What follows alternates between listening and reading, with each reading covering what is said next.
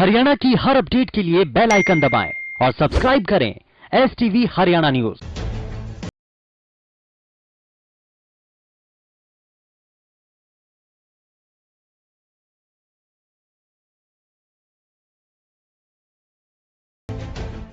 नमस्कार, आप देख रहे हैं हमारी खास पेशकश और मैं हूं आपके साथ शुभेंदु सिंह। कोरोना वायरस से निपटने के लिए देश में अनलॉक 1 लागू कर दिया गया। अनलॉक 1 की गाइडलाइंस सरकार ने जारी कर दी हैं और ये अनलॉक सिस्टम 1 जून से 30 जून तक रहेगा, यानी कि कंटेनमेंट जोन के बाहर सरकार की ओर से चरणबद्ध तरीके से अब छूट दी गई है। गाइडलाइंस के मुताबिक लॉकडाउन 3 फेज में खुलेगा। सरकार ने पहले फेज के तहत 8 जून से धार्मिक स्थल, होटल, सैलून, रेस्टोरेंट खोलने की अब इजाजत दे दी है। हालांकि सरकार ने शर्तों के साथ इनको खोलने की अनुमति दी है। आपको यह भी बता दें कि कोरोना वायरस से निपटने के लिए देश फिलहाल लॉकडाउन के दौर से गुजर रहा है। लॉकडाउन 4 की अवधि 31 मई को खत्म हो रही है और ऐसे में सरकार ने इसे आगे और बढ़ा दिया है। दूसरे फेज के तहत स्कूल कॉलेज खोलने का फैसला केंद्र ने राज्यों के ऊपर छोड़ दिया है। जुलाई में राज्य इस पर फैसला लेंगे और इन सभी चीजों को लेकर के जरा हम आज इस पर चर्चा करने जा रहे हैं कि जब राहत देने की बात की जा रही है, कुछ हद तक छूट देने की बात की जा रही है, तो ऐसे में कितना राहत यहां पर दी जाएगी और कितनी छूट यहां पर दी जा रही है और क्या वाकई में इससे फायदा कुछ मिलने जा रहा है। इस बीच हमारे साथ दो खास मेहमान कार्यक्रम में जुड़ चुके हैं। स्वाति माहेश्वरी हमारे साथ इस बीच कार्यक्रम में जुड़ चुके हैं हेल्थ एक्सपर्ट के तौर पर। बहुत स्वागत है डॉक्टर स्वाति माहेश्वरी जी आपका कार्यक्रम में। और साथ ही साथ शिक्षाविद भी हमारे साथ कार्यक्रम में जुड़ चुके हैं। कुमार साहब, बहुत स्वागत है आपका कार्यक्रम में। मैं दोनों ही खास मेहमानों से रिएक्शन लूं, लेकिन स्वाति जी, लॉकडाउन के अलग अलग फेज को लेकर के जब हम चर्चा कर रहे थे, बात कर रहे थे और जब ये संभावनाएं जताई जा रही थी कि आगे भी लॉकडाउन बढ़ाया जा सकता है, तो लॉकडाउन 5 की बजाय अनलॉक 1 की जब हम बात कर रहे हैं, तो क्या ये एक सही कदम है? जब हम बार बार कह रहे हैं कि कोरोना संक्रमण के मामले प्रदेशों के अंदर लगातार बढ़ रहे हैं, तो अनलॉक 1 कितना सही?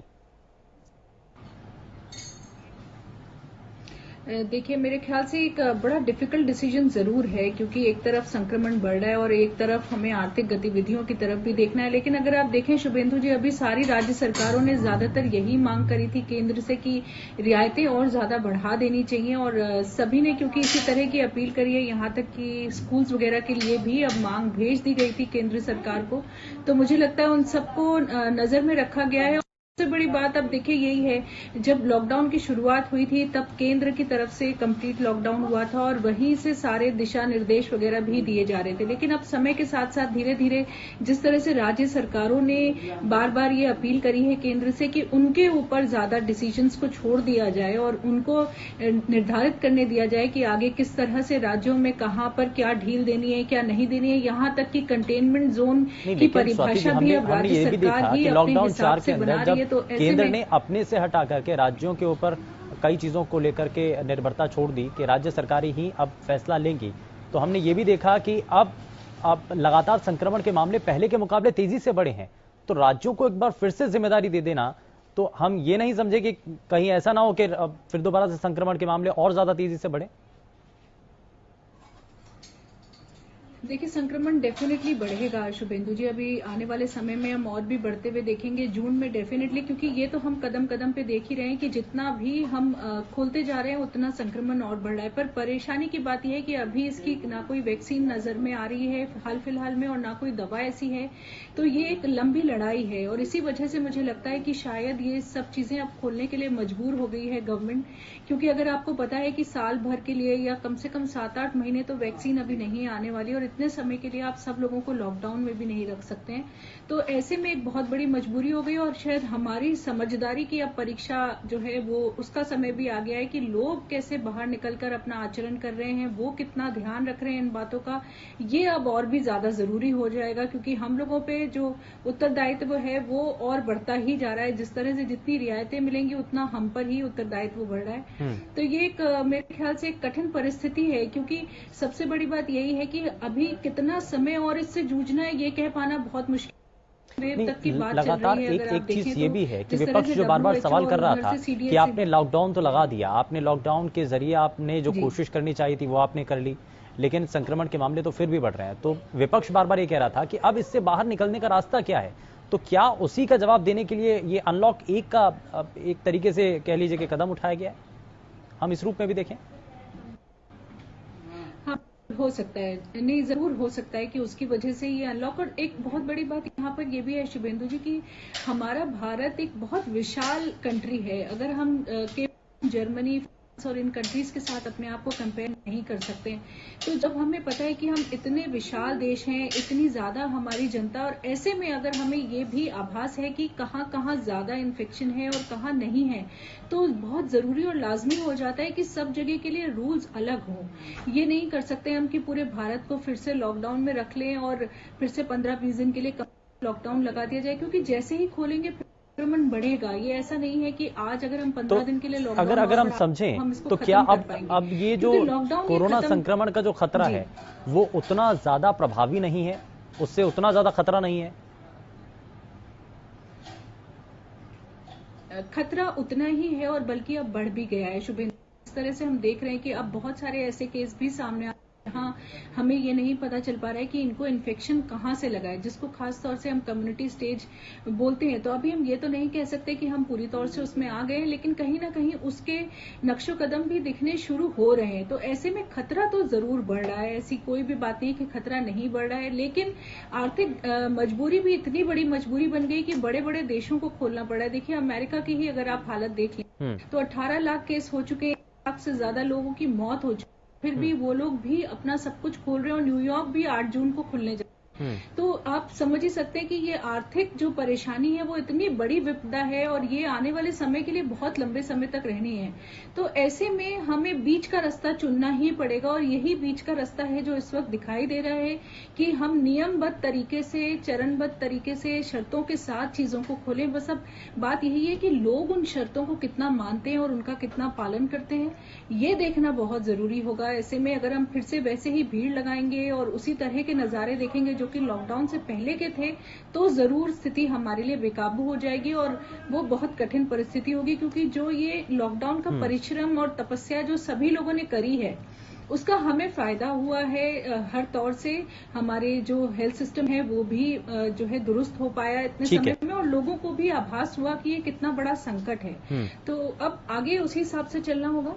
ठीक है, आगे उसी हिसाब से चलना होगा, लेकिन ये भी कहा जा रहा है कि आने वाले समय में यानी कि जुलाई तक ये भी अभी तय किया जाएगा कि क्या स्कूल कॉलेजेस को खोला जाए। विकास कुमार जी, क्या अभी इतना अब ये फैसला अगर ले लिया जाए जुलाई में, तो ये थोड़ा सा जल्दबाजी नहीं होगी क्या? सुभेंद्र जी, सबसे पहले तो मैं आपको साधुवाद देना चाहता हूं कि आज आपने इतना अच्छा अवसर मेरे को यहां पर अपने स्टूडियो के माध्यम से मेरी बात करने का जो अवसर मेरे को दिया है, उसके लिए मैं आपको साधुवाद देता हूं। और अब हम बात करते हैं, मैं जो वक्ता मेरे से पहले बोल रहे थे, मैं उनसे बिल्कुल सहमत हूं कि लॉकडाउन को एक्सटेंड किया गया है। तो अब बात स्कूल्स पे आती है, तो मैं अक्सर जर्मनी में बात करता रहता हूं क्योंकि मैं वहां से एक्सचेंज कराता हूं। तो जर्मनी के स्कूल्स को ओपन कर दिया गया है। मेरा मानना कहीं ना कहीं ये है कि देखो, आप अगर ध्यान से देखोगे तो स्कूलों ने ऑनलाइन एजुकेशन का काम स्टार्ट किया है, लेकिन हेल्थ है वो इफेक्ट ना हो। लेकिन अब जो सिस्टम आप देखेंगे कि स्कूल्स इतने ज्यादा इफेक्ट हो गए हैं, क्योंकि आप रूरल एरियाज में अगर मूव करोगे तो वहां पर ऑनलाइन एजुकेशन उतनी अच्छी अपना भूमिका नहीं अदा कर पा रही है, क्योंकि वहां पर कनेक्टिविटी अच्छी नहीं है, इंटरनेट अच्छा नहीं है। और मैं बहुत सारे पेरेंट्स के टच में रहता हूं, तो मैं वहां से ये देखने को मेरे को मिला क्योंकि उनके पास स्मार्टफोन नहीं है। और अल्टीमेटली एक बच्चा ऐसा है जो अच्छा पढ़ता है, जिसकी कैचिंग पावर अच्छी है, जो टेक्नोलॉजी फ्रेंडली है, तो उन स्कूल्स के बच्चे, क्योंकि ए ग्रेड जितने भी स्कूल्स हैं, उन स्कूल्स के बच्चे अच्छा कर पा रहे हैं, जिनके पेरेंट्स उनको कोऑपरेट कर पा रहे हैं। और जो नहीं कर पा रहे हैं वो बच्चे पीछे रह गए हैं। तो अब जो गवर्नमेंट ने ये डिसीजन यहाँ पर दिया है कि अब राज्य सरकारों को तय करना है कि स्कूल ओपन होने हैं या नहीं होने हैं। सर, इसमें एक चीज तो ये भी है ना कि जब हमने कंपनी खोलने के लिए कहा तो उसमें हमने ये कह दिया कि 50% लोग उसमें आएंगे, तो एक सीट छोड़ करके एक सीट में बैठेंगे। तो अब स्कूलों में क्या होगा? वहां भी तो कुछ ऐसा होना चाहिए कि सोशल डिस्टेंसिंग का वहां पर ध्यान रखा जाए, या जो बच्चे हैं उनकी सुरक्षा का कुछ। बिल्कुल सुभेंद्र जी, मैं बिल्कुल आपकी बात से सहमत करता हूं। मेरा यहां पर मानना यह है कि स्कूल्स को अभी बोर्ड क्लासेस को ज्यादा फोकस करते हुए बोर्ड क्लासेस को खोलना चाहिए। मेरा यहां पर एक सिंपल सा कॉन्सेप्ट है, क्योंकि मैंने काफी वेबिनार इसके ऊपर किए हैं, कि स्कूल को ओड और इवन के फॉर्मेट में आना पड़ेगा। स्कूल को कम बच्चों को बुलाना पड़ेगा। देखो, आज एक बच्चा जो ऑनलाइन एजुकेशन गेन कर रहा है टेक्नोलॉजी के थ्रू, उसको वो सारी चीजें समझ आ रही हैं, लेकिन उसको इंटरेक्शन होने का मौका बहुत कम मिल रहा है। नहीं, फिर वही चीज है ना जो आपने शुरुआत में बात कही कि उतने ज्यादा लोग उतने सक्षम नहीं है कि हर किसी के पास एंड्रॉइड फोन हो, जैसा कि आप शुरुआत में ही कह रहे थे कि हर किसी के पास नहीं है। तो ऑनलाइन शिक्षा वहां, अगर आप ऐसा कहते हैं कि ऑनलाइन शिक्षा वहां पर दी जाती है, तो वो वहां पर फेल हो जाता है सिस्टम। नहीं, मैं आपको जो बोल रहा हूं कि मान लीजिएगा जो बोर्ड क्लास का बच्चा वो एक दिन स्कूल आता है और स्कूल आकर के उसके डाउट्स क्लियर हो पाते हैं, तो टीचर उसको एक दिन का होमवर्क दे सकता है, सो दैट वो कनेक्टिविटी अपने बच्चे के साथ बना पाएगा। सभी बच्चों को स्कूल्स में ना बुलाया जाए, स्कूल को ये तय करना पड़ेगा कि क्या सजेस्टिव मेजर है। और यहाँ पर एक बहुत अच्छा अवसर है स्कूल के पास कि स्कूल को एक काउंसलर अपॉइंट करना पड़ेगा। और अगर गवर्नमेंट स्कूलों को अगर ओपन करती है तो इसका एक करिकुलम गवर्नमेंट को बना करके स्कूलों को देना पड़ेगा, ये जिम्मेवारी। ठीक है, चलिए इसी विषय को लेकर के आगे बढ़ते हैं। इसी विषय को लेकर के आगे बढ़ते हैं। दो खास मेहमान और हमारे साथ कार्यक्रम में जुड़ चुके हैं। वरिष्ठ पत्रकार प्रदीप नरोला जी हमारे साथ कार्यक्रम में जुड़ चुके हैं। प्रदीप जी बहुत स्वागत है। और एमडी आयुर्वेदा डॉक्टर परमेश्वर अरोड़ा जी हमारे साथ कार्यक्रम में जुड़ चुके हैं। परमेश्वर जी बहुत स्वागत है आपका कार्यक्रम में। मैं शिक्षा के मसले पर ही पहले बात कर लेता हूं क्योंकि उसी का अभी चर्चा चल रही है। तो जैसा कि हम कंपेयर कर रहे थे और विकास जी जो है वो जर्मनी और दूसरे देशों के साथ कंपेयर कर रहे थे कि वहां पर स्कूल खुल चुके हैं, तो अगर ऐसा भारत में कर लिया जाए तो क्या ऑनलाइन क्लासेस जो अभी चल रही हैं, जितना चल रही हैं, जिस रूप में चल रही हैं, वो सभी के सामने है, तो अगर हम ऑनलाइन क्लासेस को आगे बढ़ाते रहें, क्या उससे फायदा मिलेगा बच्चों को? और अगर स्कूलों में हमने फिर से, जैसा कि कहा जा रहा है, प्रपोजल एक भेजा है कि जुलाई में फिर से शुरू किया जा सकता है, उस पर कुछ फैसला आ सकता है, तो अगर फिर से क्लासेस शुरू हो गई तो वहां पर सोशल डिस्टेंसिंग और बच्चों का कितना ध्यान, क्योंकि हम कंपनियों के तो 50% तक कह रहे हैं कि वहां पर कर्मचारियों को कम भेजें, तो वहां पर कैसे होगा फिर? शुभेंदु, जब हम कंपैरिजन करते हैं यूरोपियन कंट्रीज से, तो बहुत सारी चीजें सिर्फ जहां वो हो रही होती हैं वो तो कंपेयर करते हैं, लेकिन ना तो हम इंफ्रास्ट्रक्चर की बात कर रहे हैं, ना हम कंपैरिजन उनके जो सिस्टम्स हैं उनकी करते हैं। हमारे यहाँ सिस्टम इतना डेवलप होता तो वो लोग हमें कंपेयर कर रहे होते। जरूरत है कि हमारे पास जो इंफ्रास्ट्रक्चर और जो सिस्टम अवेलेबल है उसके तहत काम करने की। सिर्फ कंपैरिजन करने से कि वहां ऐसा हो रहा है और यहाँ ऐसा हो सकता है। सिस्टम की सच्चाई तो यह है कि एजुसेट सिस्टम जी खराब, बड़े खराब हो जाते हैं। एजुसेट सिस्टम की बात छोड़िए, ग्रामीण स्कूलों में आप बिजली की व्यवस्था नहीं, आप एजुसेट सिस्टम या कंप्यूटर की बात करेंगे या ऑनलाइन पढ़ाई की बात करेंगे। मैं एक छोटा सा उदाहरण दे रहा हूं कि मेरे सामने एक वाकया रेवाड़ी शहर का है कि वहां किसी पेरेंट्स ने फीस भरने के लिए स्कूल में गया, तो उन लोगों ने वो किताबें वगैरह और फिर बोले जी मैं सरकार के डायरेक्शन के हिसाब से मंथली फीस दे रहा हूं, बाकी चीजें मैं नहीं दूंगा। नहीं बोले हम ऑनलाइन पढ़ाई करा रहे हैं। बोले मेरा बच्चा तो ऑफलाइन नहीं पढ़ता, आप ऑनलाइन की बात कर रहे हैं। तो सिस्टम यहां गड़बड़ा जाता है कि जो बच्चे ऑफलाइन भी क्लास में टीचर के डर से या एक सिस्टम के तहत दूसरे बच्चों को देखकर, कुछ बच्चे ऐसे होते हैं, ऐसे आप ये नहीं कह सकते कि सब बच्चे ही बहुत बढ़िया होते हैं, वो लोग वहां उस एनवायरनमेंट में इसलिए डाला जाता है कि वहां वो एक तो दूसरे बच्चों को साथ देखकर, दूसरा एक प्रेशर भी होगा कि मुझे पढ़ना है। अगर वो ऑनलाइन में आ जाएगा तो कितना पढ़ पाएगा और किस तरह से पढ़ पाएगा, इसका अंदाजा आप लगा सकते हैं। ऑफलाइन मोड ही चलता रहा है, हमारे जीवन शैली में वही चीजें हैं, तो ऑनलाइन मोड को अपनाना बहुत मुश्किल है। देखिए मैं आपको बताऊं, इस वक्त जो सिचुएशन है उसमें यह भी बहुत जरूरी है कि हम एकदम, जहां हम लॉकडाउन धीरे धीरे खोलने की बात कर रहे हैं, जहां हम थोड़ा थोड़ा इंडस्ट्रीज को थोड़े 30% 35% की बात कर रहे हैं या 50% की बात कर रहे हैं, वहां हम स्कूलों में बच्चों को एकदम खतरे में कैसे धकेल दें। तो वो बात सही है कि अभी जरूरत है पार्ट वाइज इसे खोलने की। जो क्लासेस बहुत ज्यादा महत्वपूर्ण है, जैसे बोर्ड एग्जाम है, उन क्लासेस में भी वो, उनमें भी ऑड इवन के तरीके से कि रोल नंबर 1 और 3 5 एक दिन आए, 2 4 से ठीक है। इस पर टीचर्स का प्रेशर और स्कूल का प्रेशर बहुत ज्यादा बढ़ेगा। हम इसे भी नकार नहीं सकते कि वो एक क्लास को एक चैप्टर 2 बार पढ़ाना पड़ेगा, ये भी हम नहीं, इसे भी हम नकार नहीं सकते, लेकिन हमारे पास कोई चारा नहीं। ठीक है, ये हमारे पास कोई विकल्प नहीं है, इसलिए हमें कुछ ऐसा करना पड़ेगा, सोचना पड़ेगा। लेकिन परमेश्वर जी, हम लॉकडाउन के 5वें चरण की जब हम बात कर रहे थे, चर्चा इस बात को लेकर थी कि कितनी छूट मिलेगी, कितनी सख्ती होगी, लेकिन अब तो अनलॉक 1 की तरफ हम आगे बढ़ चुके हैं और अब तो सिर्फ कंटेनमेंट जोन को अगर छोड़ दें तो लॉकडाउन तो खुल चुका है। देखिए, यहाँ पे शुभेंदु बहुत स्पष्टता से एक चिकित्सक होने के नाते कहना चाहूंगा कि अभी ये हम पेंडेमिक में है, महामारी में है, महामारी अभी आगे की ओर अग्रसर है, हम लोग अपने पीक की तरफ जा रहे हैं।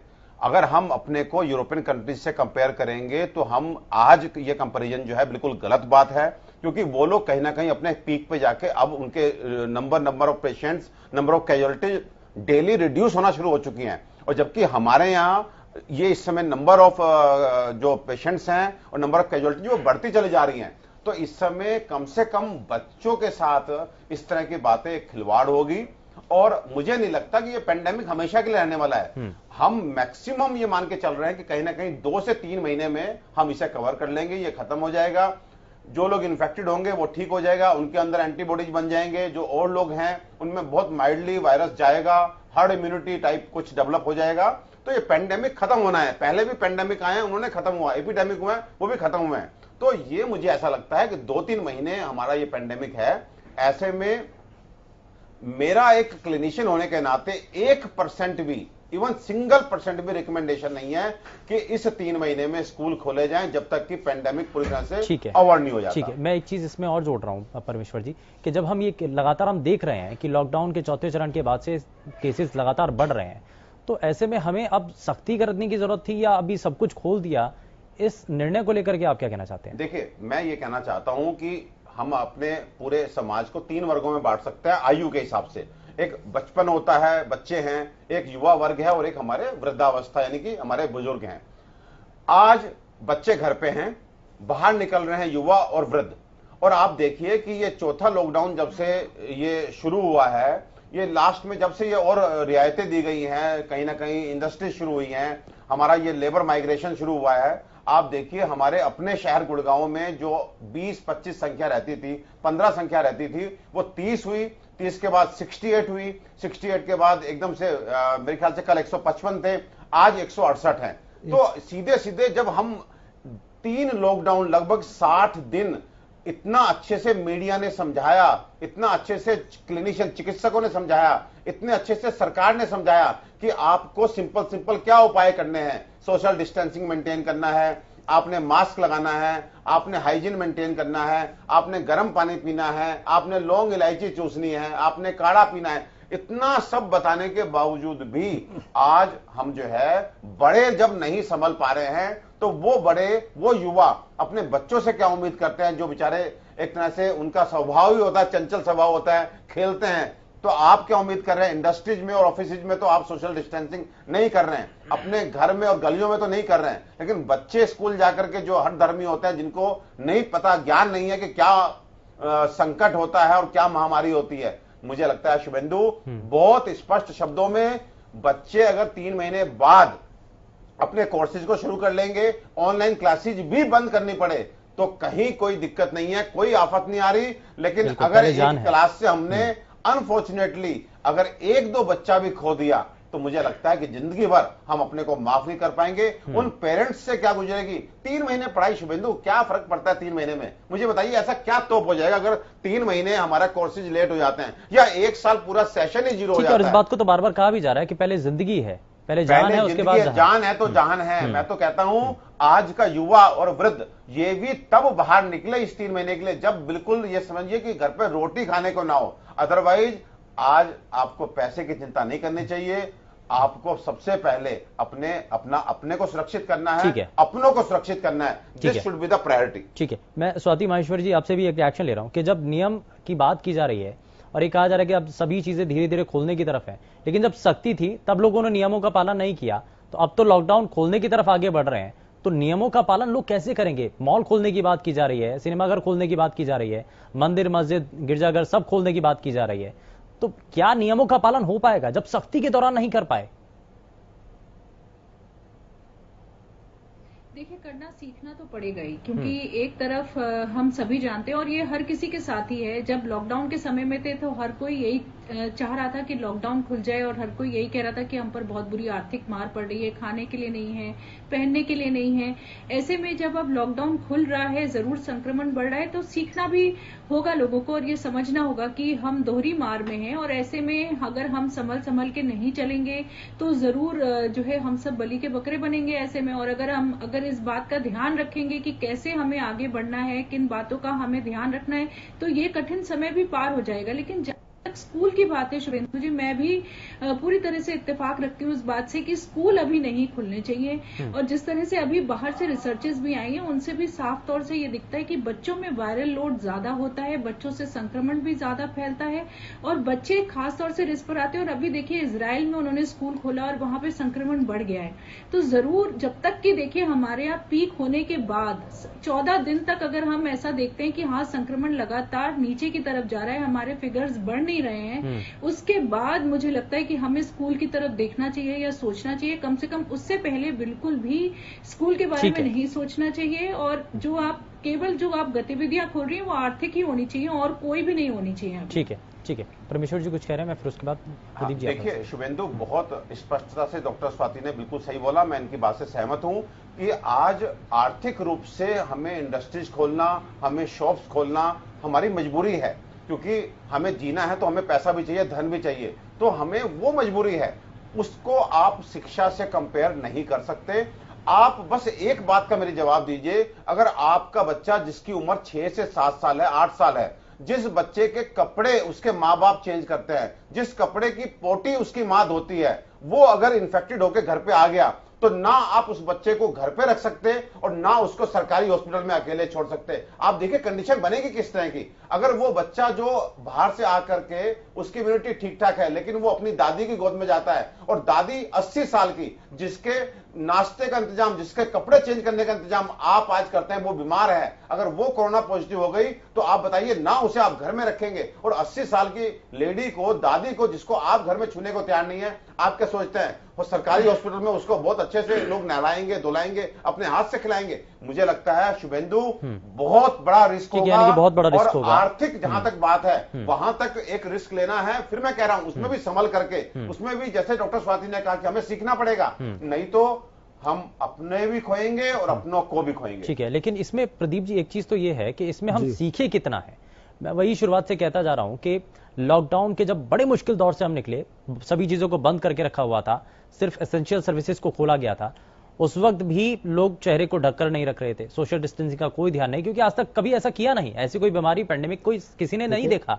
तो ऐसे में जुर्माने का प्रावधान अब किया गया, लेकिन उसके बावजूद लोग नहीं मान रहे हैं। देखो शुभेंदु, सरकार के सामने कई संकट हैं।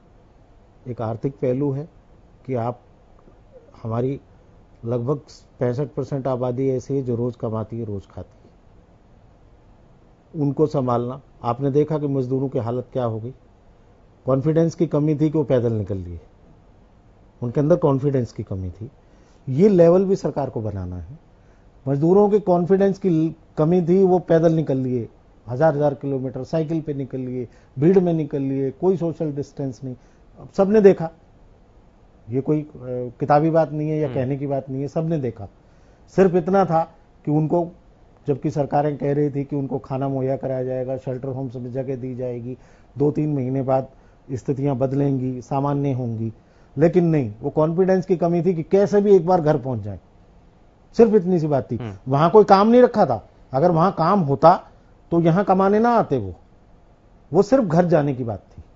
और एक वर्ग अभी भी ऐसा है, देखिए हम बुजुर्गों को बार बार डॉक्टर सलाह दे रहे हैं कि वो इस बीमारी से शायद इतना नहीं लड़ पा रहे जितने यंग एज के लड़के बच्चे, छोटे बच्चे हैं, उनको शायद स्थिति का इतना ज्ञान नहीं है। लेकिन वो युवा जिसे हम एक वास्तव में किशोर कहते हैं, जिसकी समझ परिपक्व हो रही होती है, उसको आप घर में कब तक बांध के रखेंगे, डिप्रेशन के शिकार हो जाएंगे। हम उनको कहते हैं कि आप घर पे रखो, मान लिया घर पे बहुत जरूरी है, जान है, जान होगी तो जहान होगा। लेकिन मैंने पहले शुरुआत में कहा कि वो लेवल जिसमें बोर्ड की परीक्षाएं, वो बहुत एहतियात के साथ 10वीं 12वीं या कॉलेज की वो परीक्षाएं जो उनकी अगर ऐसा कुछ थोड़ा बहुत हम प्रयोग कर सकते हैं, तो सिर्फ उनमें भी और संख्या कम में भी प्रयोग किया जा सकता है, जो समझदार हैं। जिन्हें हम समझदार नहीं समझते उनको तो बिल्कुल भी स्कूल खोलने की जरूरत ही नहीं है और कोई आवश्यकता भी नहीं है, ऐसा कुछ हो भी नहीं रहा। ठीक है, लेकिन कहीं वो युवा वर्ग घर में बैठा कई महीने में डिप्रेशन का शिकार ना हो जाए। वो देखता है कि मैं घर में बैठा हूं, मेरे घर के बाकी मेंबर भी दिन में एक बार चक्कर लगा आते हैं, बाहर हो आते हैं, मुझे बाहर नहीं जाने दिया जा रहा।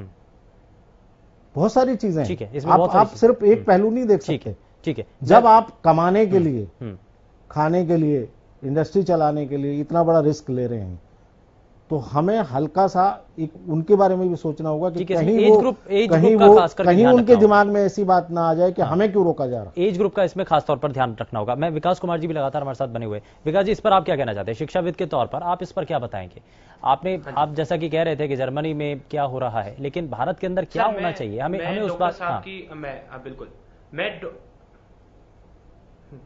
बिल्कुल, मैं डॉक्टर साहब की बात से बिल्कुल सहमत हूं कि हम उन छोटे छोटे बच्चों को स्कूल्स में भेजना नहीं चाहते हैं, और मेरी भी ये राय नहीं है कि उन छोटे बच्चों के लिए स्कूल ओपन होना चाहिए। जैसा कि डॉक्टर ये हमारे साथ पत्रकार जी जो जुड़े हुए हैं, इन्होंने बताया है कि बहुत ज्यादा बढ़ गया है और पेरेंट उतना एजुकेटेड नहीं है, वो अपने बच्चे को देख नहीं पा रहा है कि वो कितना टाइम स्क्रीन के ऊपर किस जगह पर लगा रहा है। और अगर वो अपना स्क्रीन टाइम देखो, अब उसके अंदर जब स्क्रीन टाइम बच्चे का बढ़ रहा है तो उसकी आंखें खराब हो रही हैं, वो कहीं ना कहीं डिप्रेशन में भी चला जाएगा। तो बोर्ड की जो जितनी भी क्लासेज हैं उनको ध्यान में रखते हुए अगर हम स्कूल को रोल नंबर वाइज अगर ओपन करते हैं और काउंसलिंग के साथ ओपन करते हैं, जिसमें हम बच्चे को ये बता पाएंगे, जो समझदार बच्चे हैं जिनको समझ है चीजों की, कि इस तरीके की सिचुएशन जब भी कभी जनरेट हो सकती है तो उससे कैसे निपटा जा सकता है। तो स्कूल्स को अभी अपने पैमाने बनाने होंगे, स्टैंडर्ड ऑपरेटिंग प्रोसीजर्स पे काम करना पड़ेगा, फेस शील्ड्स के साथ काम करना पड़ेगा, और हर चीज को ध्यान में रखते हुए उसको एजुकेशन को धीरे धीरे स्टार्ट करके एक अमलमेशन बनाना पड़ेगा कि ऑनलाइन और ऑफलाइन एजुकेशन दोनों वहां पर जुड़ पाए, जिससे बच्चे का भी नुकसान ना हो और एटलीस्ट बोर्ड की क्लासेस में बच्चे ठीक तरीके से बड़े बच्चों के लिए किया जा सकता है। बड़े बच्चों को मैं कभी भी सजेस्ट नहीं करूंगा क्योंकि उससे कम उनको समझ नहीं तो आप देखिए, यहाँ पे एक बात कहना चाहूंगा कि मैं तो कहता हूं कि उनको ऑनलाइन क्लासेस भी बंद कर दीजिए। मैं 8th क्लास के बच्चों को, क्योंकि मेरे अपने घर में बच्चे हैं, मैं जानता हूं वो खूब मजे से रह रहे हैं, उनके ऊपर कोई डिप्रेशन का इफेक्ट नहीं है, उनको बस पढ़ाई से बाहर कर दीजिए। वो खूब बढ़िया से मूवी देख रहे हैं, खूब बढ़िया से गेम खेल रहे हैं, खूब बढ़िया से कार्टून देख रहे हैं, उनको कोई दिक्कत नहीं है। लेकिन हाँ, दिक्कत वहां आती है जहां कनेक्टिविटी प्रॉब्लम है। आपने सही कहा, घंटों तक स्क्रीन पे कंप्यूटर बने रहना कहीं ना कहीं उनको जो है दिक्कत कर सकते हैं। अगर उनपे एक तरह से उनको समझ में नहीं आ रहा और आपने ऑनलाइन थोड़ा सा पढ़ाया और उसका टेस्ट लेने शुरू कर दिया, एग्जामिनेशन शुरू कर दिए, यूटी शुरू कर दिए, तो डेफिनेटली वो डिप्रेशन में जा सकते हैं। लेकिन फिर मैं बार बार ये कहना चाहता हूं, ये पेंडेमिक चली जाएगी, ये हमेशा के लिए नहीं आई है। 3 महीने अगर आप छोड़ दें तो कोई दिक्कत नहीं आने जा रही है। 3 महीने में most probably there will be end of this pandemic. तो शिक्षा एक ऐसी चीज नहीं है जिसको 3 महीने के लिए अगर हम थोड़ा सा टाल देते हैं। डॉक्टर अरोड़ा 3 महीने जा चुके हैं और आप अगले 3 महीने की बात कर रहे हैं। देखिए, फिर मैं आपसे कह रहा हूं, जो पहले जो लॉकडाउन हुआ है वो बहुत उसके बेहतर रिजल्ट देखने को मिले, बहुत बेहतर। अगर आप वो पहले लॉकडाउन ना हुआ होता तो आप वो स्थिति पैदा होती जिसके शुभेंदु हम कल्पना नहीं कर सकते। आप विश्वास कीजिए, लॉकडाउन जो था वो इतना सक्सेसफुल रहा कि हम पूरी तरह से प्रिपेयर हो गए। और दूसरी एक बात और कहना चाहता हूं, आप कभी भी भारत को जर्मनी से, इटली से, आप स्पेन से कभी भी कंपेयर मत किया कीजिए। ना तो हमारी आर्थिक स्थिति वैसी है, ना हमारे बच्चों का मेंटल लेवल वो उस तरह का है, ना हमारे स्कूल उस तरह के हैं और ना हमारी पॉपुलेशन उस तरह की है। तो आप कभी भी जर्मनी में स्कूल खुल गए करके भारत में स्कूल खोलने की भूल मत करना। ठीक है, जरा आप आगे बढ़ जाते हैं। मैं जरा इस एक चीज और भी है, क्योंकि इसमें कहा जा रहा है कि अनलॉक 1 के अंदर बहुत सारी चीजों के अंदर रियायत मिलने जा रही है। अब सिनेमाघर भी खोल दिए जाएंगे, मूवी पैलेस खोल दिए जाएंगे, कई सार्वजनिक जगहों पर जाने की छूट मिल जाएगी। तो स्वाति जी, सोशल डिस्टेंसिंग का पार्ट जो अक्सर पढ़ाया जाता रहा है, जब मूवी पैलेस के अंदर जाएंगे कितने लोग मानेंगे, या और दूसरी जगहों पर जाएंगे, धार्मिक जगहों पर जाएंगे, मंदिर जाएंगे, मस्जिद जाएंगे, वहां पर लोग कितना मानेंगे? ये बहुत बड़ा चैलेंज नहीं हो जाएगा क्या प्रशासन और सरकार दोनों के सामने? बिल्कुल शुभेंदु जी, और कहीं ना कहीं धार्मिक स्थलों वाली जो बात है अभी भी मुझे लगता है सरकार को तो विचार करना चाहिए। और इसी तरह से जहां तक सिनेमा घरों की बात है, मेरे ख्याल से सिनेमा घर शायद नहीं खुल रहे हैं जहां तक।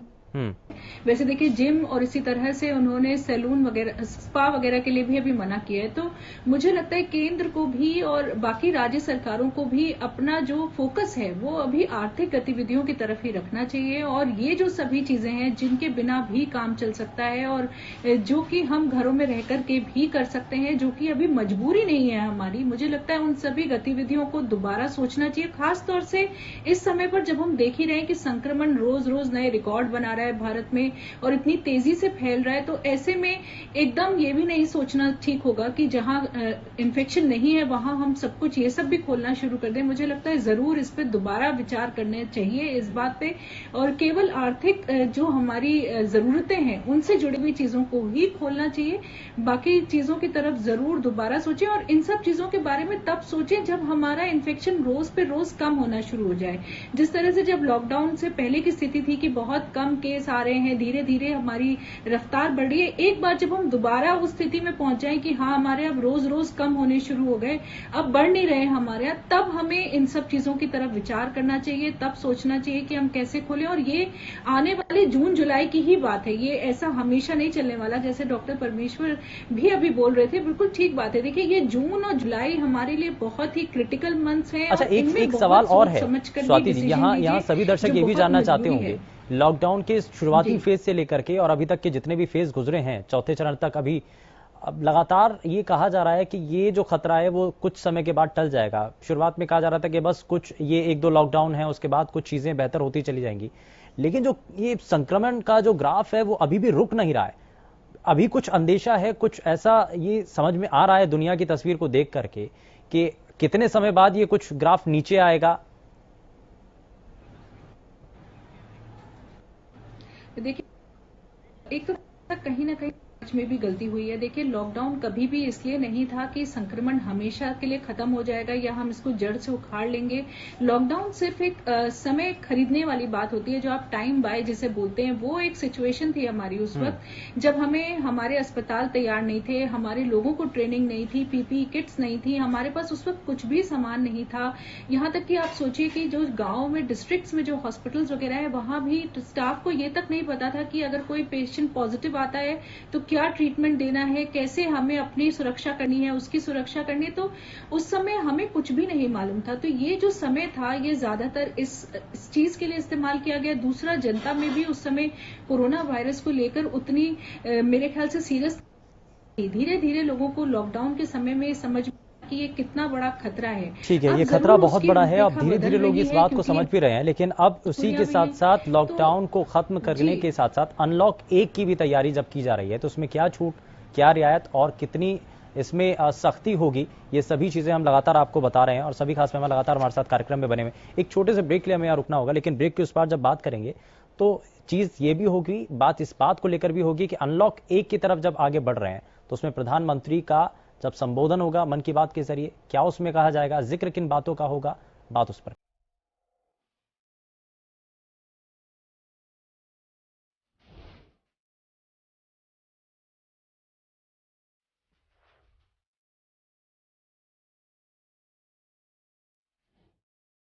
ब्रेक के बाद आप सभी का स्वागत है। और लॉकडाउन के अलग अलग चरणों को लेकर के जब तस्वीरें सामने आई, लेकिन अब तस्वीर ये कि अनलॉक 1 की तरफ हम आगे बढ़ रहे हैं। सभी खास मेहमान लगातार हमारे साथ कार्यक्रम में बने हुए हैं। जरा प्रदीप जी, मैं आपसे ये समझ रहा हूँ, ब्रेक पर जाने से पहले हम इसी बात को लेकर के चर्चा कर रहे थे कि प्रधानमंत्री का जब संबोधन होगा और इस मुश्किल भरे समय में जब भी संबोधन उन्होंने दिया तो बहुत सारी चीज़ों को उन्होंने साझा किया, हतोत्साहित ना कर करके, कमियां ना गिना करके उन्होंने आगे बढ़ने का रास्ता बताया, क्या और हम कैसे आगे बढ़ सकते हैं।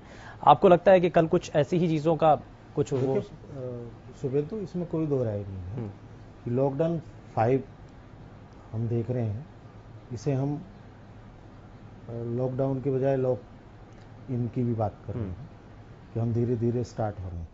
हमें रोजाना 7000 से ज्यादा केस आते हुए तो नजर आ रहे हैं, लेकिन हम ये नहीं देख रहे कि जब हम शुरू हुए थे तो 12000 टेस्टिंग हमारी रोज होती थी, आज 1,25,000 टेस्टिंग हो रही है, उसमें 7000 है।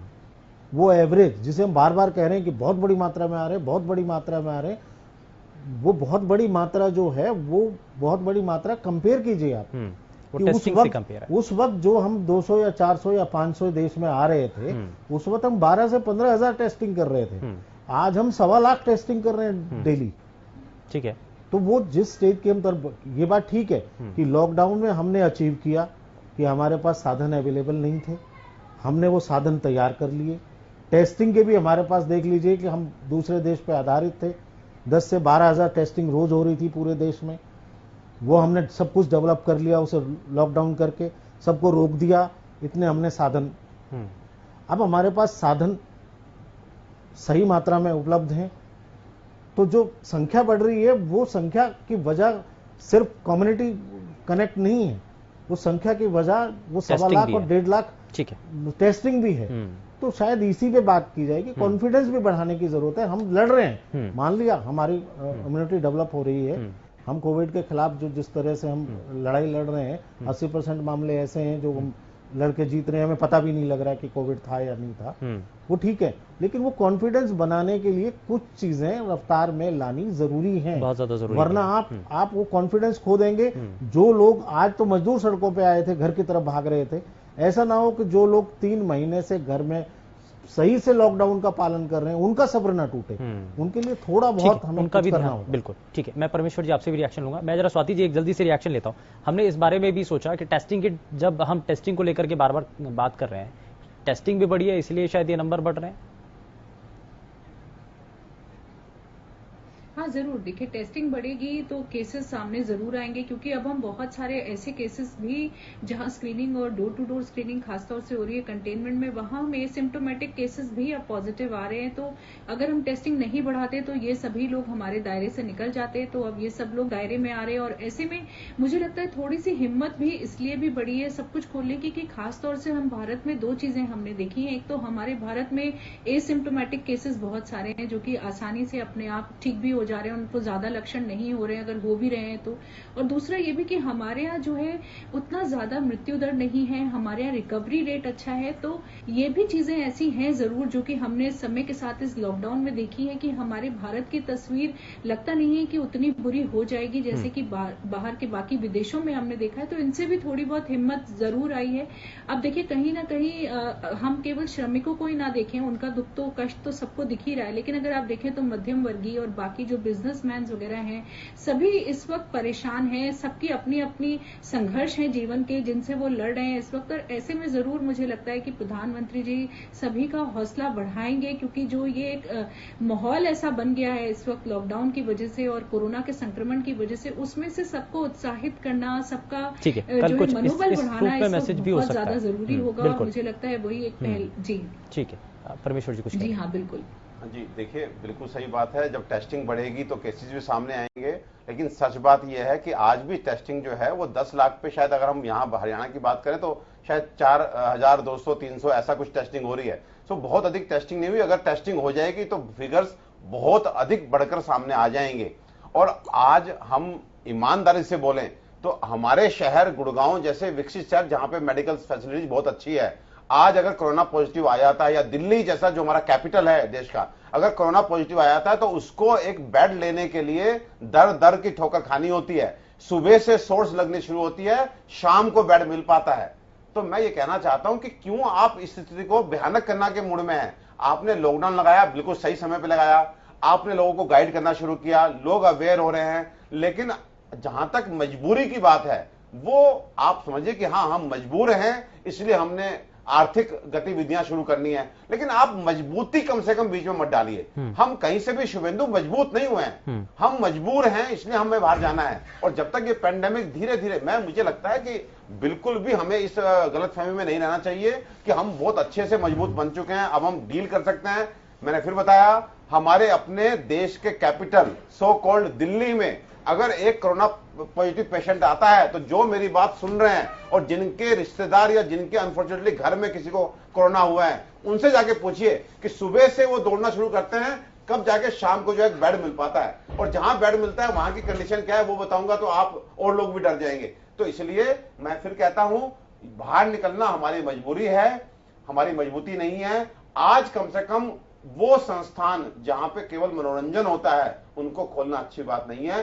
मंदिर भी मैं कहता हूं कि अगर जो प्रेयर करने वाले हैं वो हर घर में मंदिर है, हर व्यक्ति में मंदिर है, नर में नारायण है, तो अपने घर में पूजा पाठ करें। वो कोई भी जगह जहां पर लोग इकट्ठे हो सकते हैं, वो मुझे लगता है एक बहुत बड़ी चूक हो सकती है और वो चूक हम पे बहुत भारी पड़ सकती है। ठीक है शुभेंदु, मैं आपको बताऊं कि वैसे तो 8 जून के करीब ये कहा गया है कि मॉल वगैरह ये खोलने की बात है, लेकिन शायद अभी सरकार की ये भूल होगी।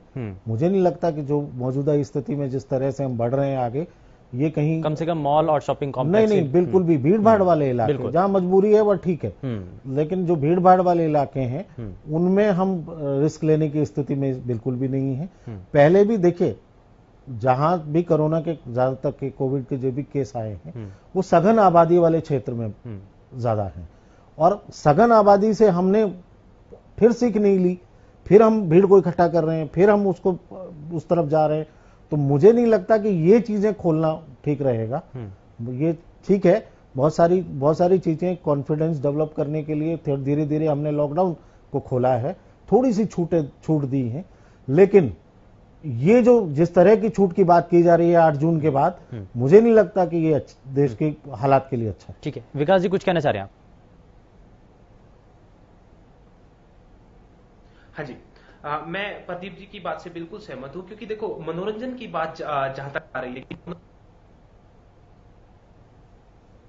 उसको लेके, जैसा कि मेरे को शुरू में बताया गया था कि स्कूल्स को लेके, तो देखो इसके अंदर बहुत सारी चीजें और भी सामने निकल के आएंगी कि सीबीएसई बोर्ड ने बोला है कि स्कूल स्टार्ट होने चाहिए, तो इसका करिकुलम कितना डिफाइन होगा। जैसा कि अरोड़ा जी ने बोला है कि 3 महीने के बाद सिचुएशन कंट्रोल होने वाली है, लेकिन मैं ऐसा नहीं सोचता हूं कि 3 महीने के बाद सिचुएशन कंट्रोल हो जाएगी। अगर सिचुएशन कंट्रोल नहीं होती है तो एजुकेशन सिस्टम को कहां पर लेके जाना पड़ेगा। हम उस बच्चे का 1 साल खराब नहीं कर सकते हैं, छोटे बच्चे रिकवर कर सकते हैं, लेकिन जिस बच्चे का साल, जो बच्चा आज 12th क्लास में पढ़ रहा है, जो बच्चा अपने बोर्ड के एग्जाम देने वाला है, उसके लिए हम क्या सोच रहे हैं। इसके साथ और भी बहुत सारी चीजें जो गवर्नमेंट को देखनी है कि कंटेनमेंट जोन के अंदर जितनी भी चीजें हैं, अब स्कूल की रिस्पॉन्सिबिलिटी ये बढ़ जाती है कि वो बच्चों को किस तरीके से कैरी कर पाते हैं और उनको एजुकेशन कितने अच्छे तरीके से वहां पर दी जानी चाहिए। ठीक है, परमेश्वर जी। शुभेंदु, आप ये बताइए, जो कंटेनमेंट एरिया के बच्चे हैं वो स्कूल नहीं पहुंच पाएंगे, और इवन करेंगे, टीचर्स किस तरह से आएंगी, मुझे लगता है सब जो है वो गड़बड़ हो जाएगा, नहीं संभल पाएगा। आपको थोड़ा सा पेशेंस रखना चाहिए। हर देश जो है हमने देखा है वहां पीक जाकर के ये डाउन आया है। कम से कम उस लेवल पे पहुंच जाइए जहां पे, जैसे डॉक्टर स्वाति ने कहा कि हम अपना पीक अचीव करते हैं, भगवान करे कि हम कम से कम कैजुअलिटीज के साथ अपना पीक अचीव करें और उसके बाद डाउनफॉल शुरू हो। 15 दिन हमें लगातार डाउनफॉल देखने को मिले, स्थिति लगभग स्टेबल हो जाए, उसके बाद बच्चों की बात करेंगे। मैं अगर एक चीज और आपसे पूछता हूं, मैं अपने को बोलता हूं, अगर मुझे अपने बच्चे को 1 साल घर बिठाना पड़े और तो मुझे वो मंजूर है, लेकिन मैं जान जोखिम में डाल के कि मेरे बच्चे की जान जा सकती है, मैं शायद नहीं बेचूंगा। ना इसलिए कि बाहर जाए, वो इन्फेक्टेड हो, वो मेरा 8 साल का बच्चा जो है फिर वो अकेले हॉस्पिटल में पड़ा हो या घर आके अपनी दादी माँ को इन्फेक्ट करे। मुझे लगता है कि ये सब चीजें जो है बड़ी मुश्किल हो जाएंगी। छोटे बच्चों के लिए बहुत ज्यादा मुश्किल है, बिल्कुल। हम इसी बात को 2 महीने बाद भी फिर डिस्कस कर सकते हैं, 3 महीने बाद भी डिस्कस कर सकते हैं, लेकिन जब तक स्थिति सुधरती नहीं है हमें जो है रोकना चाहिए। अच्छा, ये पीक वाली स्थिति का अगर हम एनालाइज करें बाकी देशों के साथ, तो ये मतलब क्या है, ये किस पीक कब आएगा ये? अगर हमने दूसरे देशों को भी देखा तो उनमें वहां पर पीक जो सिचुएशन आई वो कैसे आई, कब आई? देखिए, पीक से शुभेंदु मतलब है कि जैसे अब हम देख रहे हैं कि जैसे लॉकडाउन में रियायतें दी जा रही हैं, अब टेस्टिंग भी बढ़ रही है, लोगों की लापरवाही के कारण भी अब नंबर जो है हम देख रहे हैं ग्रेजुअली बढ़ता जा रहा है, हर दिन नंबर बढ़ रहा है। आज हमारा जो है कल से अधिक था, कल जो है वो परसों से अधिक था, हम सब देख रहे हैं। तो एक कंडीशन ऐसी आएगी जब हम देखेंगे कि साहब इतना केस आ गया, वो हमारे लिए बहुत खतरनाक नंबर भी हो सकता है। एंड उसके बाद जाकर के जब डाउन होना शुरू होता है तो हम ये बोल देते हैं अब ये पीक हमने अचीव कर दिया। एंड ये डेफिनेटली डिपेंड करता है डेंसिटी क्या है, हमारे देश की पॉपुलेशन कितनी डेंस है। दूसरे नंबर पे हम इटली से अपने को कंपेयर करते हैं, इटली की पॉपुलेशन इतनी है कि जितने हम भारत में अगर सभी पॉपुलेशन काउंट करना शुरू करें तो इटली देश की पॉपुलेशन तो हम गिनना भूल जाएंगे। इतने 6 करोड़ का देश और हमारा 140-135 करोड़ का देश, हम नहीं कंपेयर कर सकते शुभेंदु। हम बस ये कहना चाहते हैं कि अभी किसी भी जगह जो है गैदरिंग को हमें अवॉइड करना चाहिए, सोशल गैदरिंग को अवॉइड करना होगा। ठीक है, प्रदीप जी कुछ कहें। देखिए शुभेंदु, बार बार हम सिचुएशन को कंपेयर करते हैं दूसरे देशों के साथ, वो संभव नहीं है। अब देखिए दूसरे देशों में क्या हुआ, यूरोपियन कंट्रीज में क्या हुआ। आप चाइना को देख लीजिए, वुहान या एक स्टेट और उन्होंने उनको दोनों को घेरे में ले लिया। वहां की पीक बढ़ी, वहां की पीक नीचे हुई, बाकी को बाहर नहीं आने दिया। अगर हम ऐसे पीक ढूंढें तो हमारे यहाँ तो पीकों की तादाद बहुत ज्यादा है। हमारे यहाँ बॉम्बे है, हमारे यहाँ दिल्ली है, हमारे यहाँ अहमदाबाद है, हमारे यहाँ जयपुर है, हमारे यहाँ इंदौर है। तो वो हम उस तरह का घेरा नहीं बना पाएंगे जो वो पीक पे लाके डाउन करने की बात कर रहे हैं, चाहे वो न्यूयॉर्क सिटी की बात हो या वुहान की बात हो या इटली। तो आपको बताया है कि देश ही 6 पहले करोड़ का है। संक्रमण को छोड़ दें। नहीं शुभेंदु, यहाँ पे मैं क्लियर कर देता हूँ, हमारा कोई इरादा, कोई एक पॉइंट नहीं है कि हमें वहां तक पहुंचाना है फिर नीचे आएगा। कहने का मतलब यह है कि दिस इज द पैटर्न हमारे अदर कंट्रीज ऑल्सो। हमारे जो वो सिटीज के वो एरिया जो बहुत सघन आबादी वाले हैं, उनमें जो ना तो सोशल डिस्टेंस हो पा रहा है, ना ही वो बहुत ज्यादा अवेयर हैं। आप एरिया देख लियो, बॉम्बे चले जाओ, आप धारावी की बात कर रहे हो, आप दिल्ली चले जाओ, दिल्ली में कौन से एरिया हैं जहां जहां हैं, आप जयपुर चले जाओ, जयपुर में कौन सा एरिया है जहां कोविड ने पैर बहुत ज्यादा पसारे, या इंदौर चले जाओ, इंदौर में कौन सा एरिया है वो सघन एरिया।